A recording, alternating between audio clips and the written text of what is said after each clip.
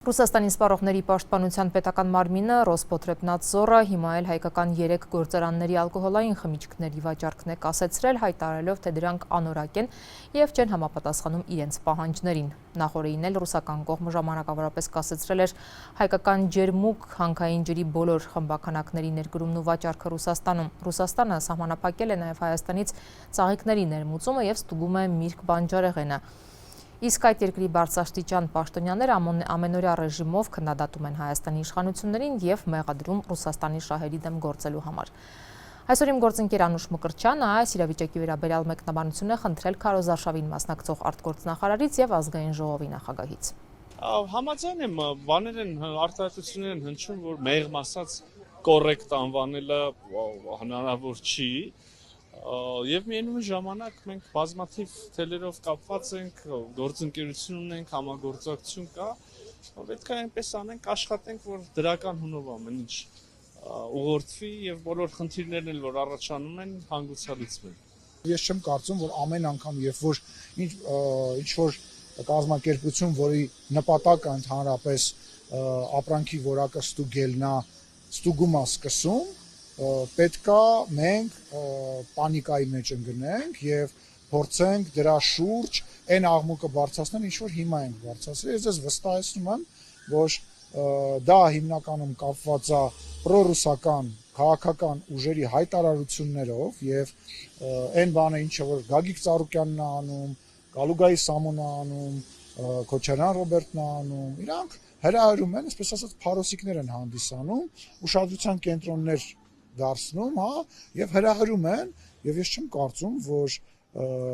այնքան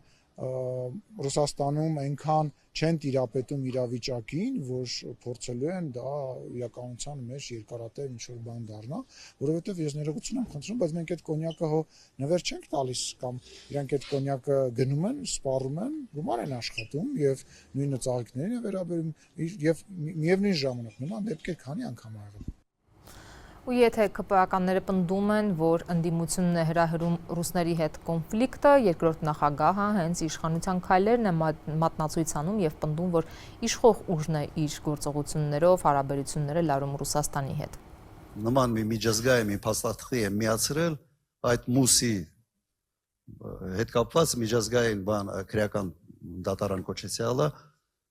միացել են մի համաձայնագրի, որի պատճառով Ռուսաստանի նախագահն չի կարող գա Հայաստան։ Պատկերացնում եք, ուրեմն Զելենսկին կարող է գալ։ Ռուսաստանի նախագահն չի կարող գա։ Լավ, բարեկամ երկրի հետ, հզոր երկրի հետ, որի հետ հարաբերություններից կախված է քո ժողովրդի 80%-ի բարեկեցության մի զգալի մասը։ Ո՞նց եք sense բաներ անում։ Ու դուք մտածում եք, որ սա հետևանքներ չի կարող ունենալ, իհարկե ունենալու է եւ քո անվտանգության հարցերի վրա, եւ քո տնտեսական հարցերի վրա։ Հիմա ինչ է անում այս իշխանությունը։ Անում է ամեն ինչ այդ մոդելը քայքայելու համար։ Վերջերս այն սահմանափակումները, որը հնչեցնում են, Ռուսաստանի պաշտոնյաները ուղղակի հարված է լինելու բոլորի համար, երկրի համար։ Եվ մենք ամիսներ զգուշացնում ենք, ասում ենք խելքները հավաքեք, լեզվի մի տվեք, մեծ երկրների, որտեղ դու ունես շուկաներ, մեծ երկրների մեջ հակասության մեջ մի մտեք։ Մեծ երկրների հակասության կենտրոնում հայտնվելը խնդիր է առաջացնելու Հայաստանի համար։ Հիմա այդ խնդիրներին առերեսվում են եւ ինչ են ասում են ես ընդդիմությունն է անում։ Ընդդիմությունն է Զելենսկուն հրավիրել Հայաստան, հիմար հայտարարություններ արել Հայաստանի տարածքից,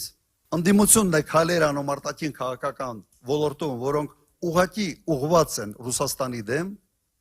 մենք ենք անում։ Մենք ձեզ զգուշացրել ենք եւ շարունակում ենք զգուշացնել, խելքներդ հավաքեք։